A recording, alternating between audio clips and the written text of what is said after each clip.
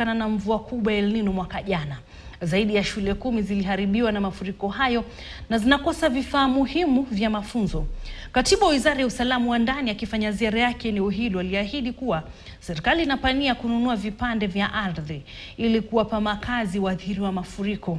Aidha, shule ambazo ziliharibiwa na mafuriko kama shule ya msingi ya Imani wametoa wito kwa serikali kuwatumia rasilimali zaidi ili kuwawezesha kuendelea kutoa elimu kwa wanafunzi.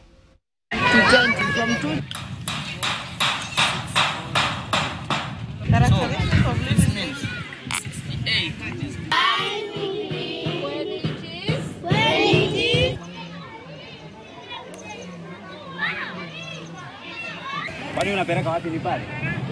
Mwaenda wapi?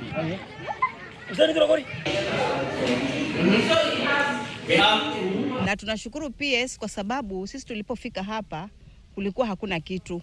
Watoto walikuwa wanakaa chini ya miti kabisa wote. Lakini PS akaja hapa akatusupport. Akatuletea 2 million ili tufanyie renovation hii building. Bado wanafunzi wanahangaika chini. Tafadhali tunaomba serikali waweze kutusaidia kwa wakati unaofaa na sisi tuweze kwenda sawa na muhula. Tuweze kumeet our goals za kufundisha kama mashule mengine.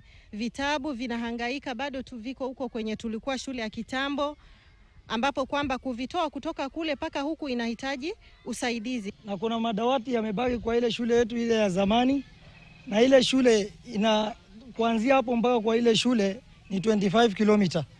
So hatuna hata transport ya kuletea hiyo nini. Sisi hapa enrollment yetu ilikuwa 320, lakini saa hii imepungua kidogo kwa sababu tulipo tolewa na maji kila mtu alikimbia kule ambao anakwenda. Nashukuru sana serikali wameanza kuchukua hatua na tunaomba watie vikwazo zaidi ili wasaidie hizo shule. Kamati ya uwekezaji katika bunge la Afrika Mashariki sasa